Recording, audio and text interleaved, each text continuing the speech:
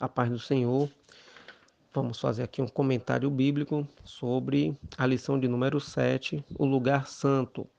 Texto áureo que encontra-se na Epístola aos Hebreus, capítulo 9, versículo 2, que reza assim o texto: Porque um tabernáculo estava preparado, o primeiro em que havia o candeeiro, e a mesa e os pães da proposição, ao que se chama o santuário. A verdade prática diz: através de sua morte expiatória, Jesus nos garantiu livre acesso ao Santíssimo Deus. Temos aqui a leitura diária, né? Em Êxodo capítulo 25, versículo 31, João capítulo 1, versículo 4, João capítulo 8, versículo 12, Êxodo capítulo 29, versículo 1, Êxodo capítulo 37, versículo 25 e Hebreus capítulo 5, versículo 7, João capítulo 17, versículo 1. Nossa leitura bíblica em classe que encontra-se em Êxodo capítulo 25, a partir do versículo 23, capítulo 26, a partir do versículo 31 e capítulo 30, a partir do versículo 1, né? Nós temos a nossa lição aqui, são em 3 tópicos. O primeiro tópico fala sobre o lugar santo, um local de serviço e comunhão com Deus, no qual nós devemos ter, né, esse lugar santo, né, era o primeiro, né, chamado de santuário, né. Havia também um segundo local que era o Santo dos Santos, ou lugar santíssimo, no qual é a próxima lição. O lugar santo, né, aparece como um local de serviço no qual somente os sacerdotes podiam entrar para oficiar diante de Deus, né? Os israelitas, eles estavam limitados a trazer as suas ofertas ao altar do holocausto, né? E eles ficavam ali aguardando, né, todo o serviço que o sacerdote iria executar. O tabernáculo, né, ele havia uma porta, né, os 2 véus, 3 elementos que impediam a entrada de pecadores na presença de Deus. E o caminho para Deus começava então com o derramamento de sangue inocente dos animais, né? Por isso que na Epístola aos Hebreus, capítulo 9, nós vemos o seguinte: é uma exposição, né, do escritor aos Hebreus falando sobre esse sacrifício, né? Como era realizado esse sacrifício. A pessoa trazia o animal, tinha que ser um animal sem mácula, né? Um animal puro, um animal perfeito, para então entregar ao sacerdote, no qual fazia o serviço. Veja que aqui na Epístola aos Hebreus, capítulo 9, diz assim, a partir do versículo 10. Consistindo somente em manjares e bebidas e várias abluções e justificações da carne, imposta até o tempo da correção.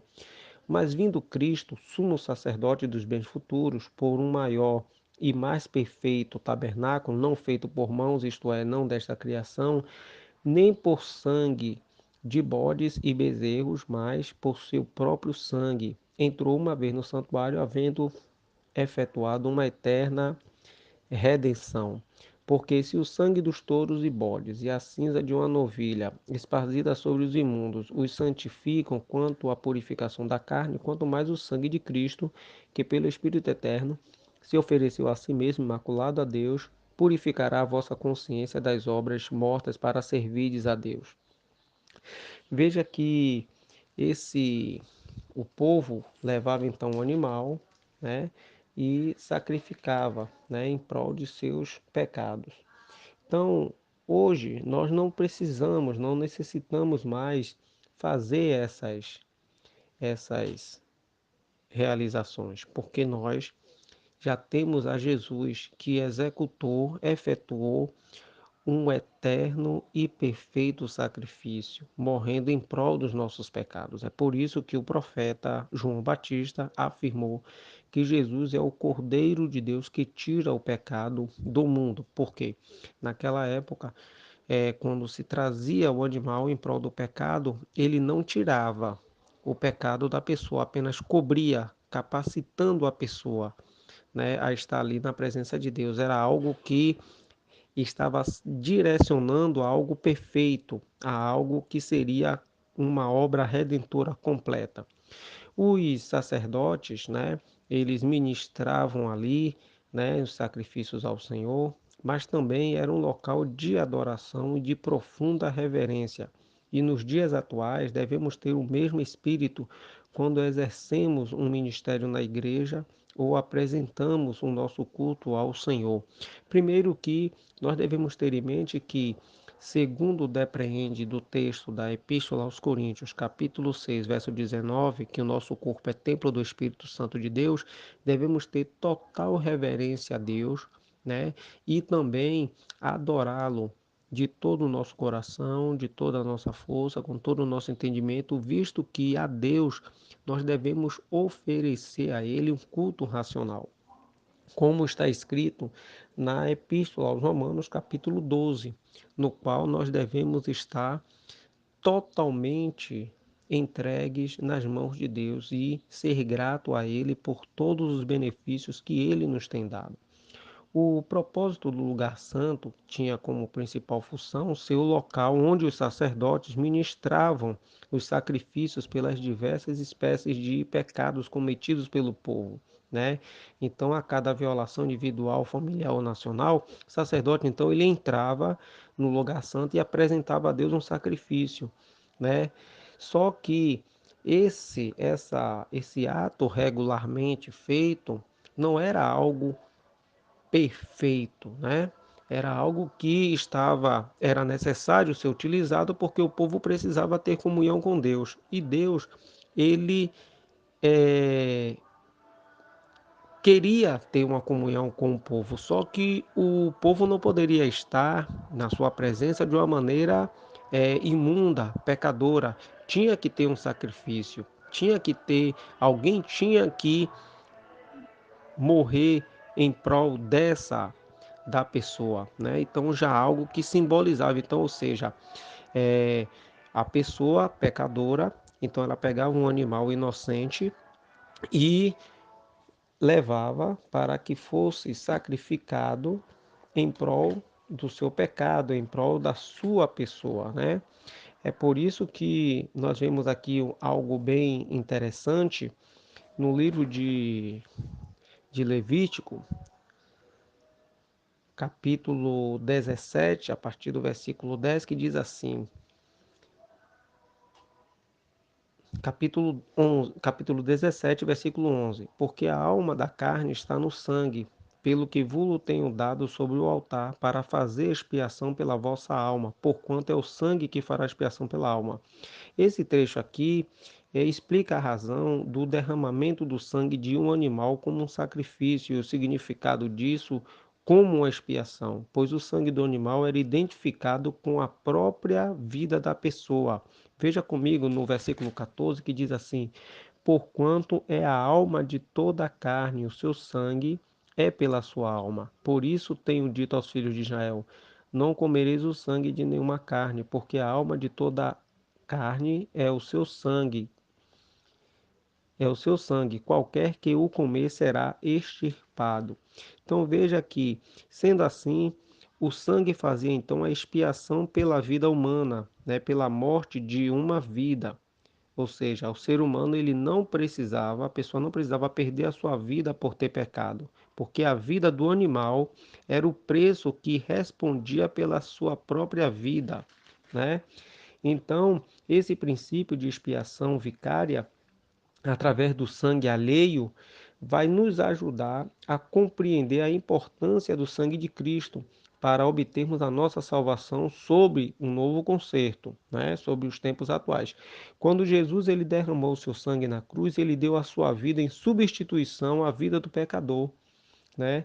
Visto que a vida de Jesus estava isenta de pecado, então sendo perfeita diante de Deus, o seu sangue é então de um valor infinitamente grande e resulta na perfeita salvação para todos aqueles que o aceitam e o seguem e obedecem aos seus mandamentos.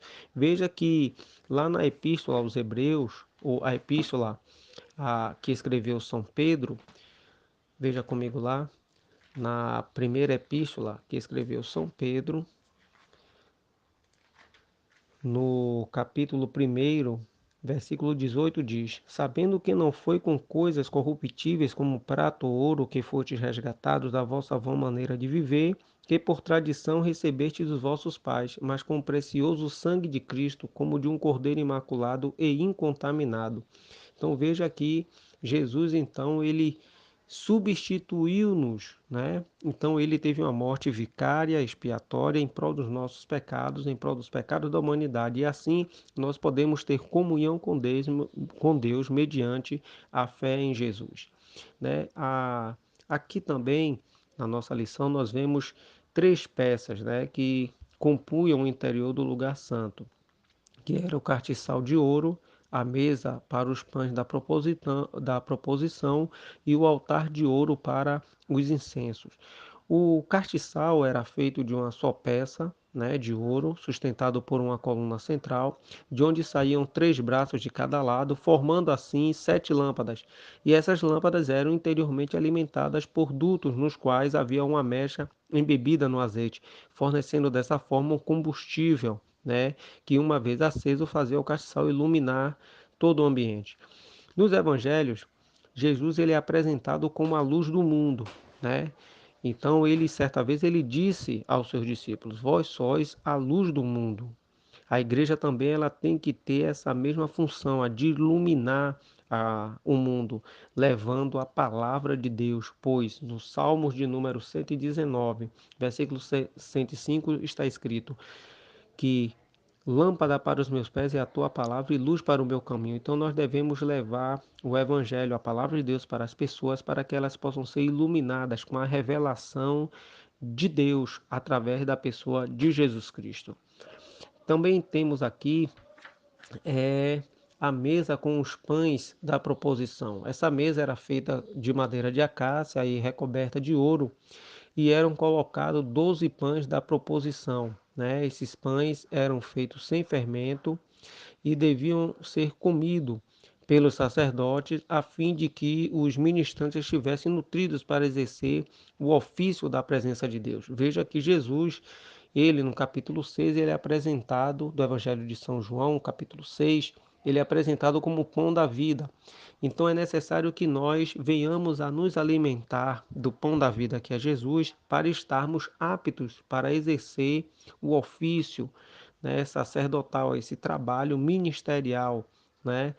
Porque devemos estar o quê? Sendo alimentados pelo Senhor. Porque Jesus, certa vez, no capítulo 6 do Evangelho de São João, acompanhe comigo, capítulo 6, ele disse assim, a partir do versículo 57. Assim como o Pai que vive me enviou e eu vivo pelo Pai, assim quem de mim se alimenta também viverá por mim. Então veja que ele é o pão da vida e nós devemos então estar alimentados por ele. Até porque quando ele diz assim, eu sou o pão da vida, né? Eu sou a luz do mundo, eu sou a porta, eu sou o bom pastor, eu sou a ressurreição e a vida, eu sou o caminho e a verdade e a vida, eu sou a videira. Essas declarações informam que Jesus ele é o sustento, ele é aquele que nutre a nossa vida espiritual. O altar do incenso, né, que era também identificado como o altar de ouro, ou altar do cheiro suave, em virtude do perfume feito à base de plantas aromáticas, né, que eram queimadas sobre ele e exalavam um agradável perfume, né? Nós também devemos ter esse cheiro, né? Nós devemos estar é, perfumados para o Senhor. Segundo o Salmo de número 141, no versículo 2 diz assim: Suba a minha oração perante a tua face como incenso, e sejam levantadas as minhas mãos como sacrifício da tarde. Nós devemos ser, então, as nossas orações, as nossas petições têm que subir como um cheiro suave ao Senhor. Deus, ele tem que enxergar em nós, né, uma santidade, filhos, né, e filhas dele que buscam a sua presença, que oram incessantemente, que buscam a sua face continuamente. Com a oração, ela tem que ter palavras expressas de um coração grato, profundamente em gratidão a Deus por todos os benefícios que Ele nos tem dado, né?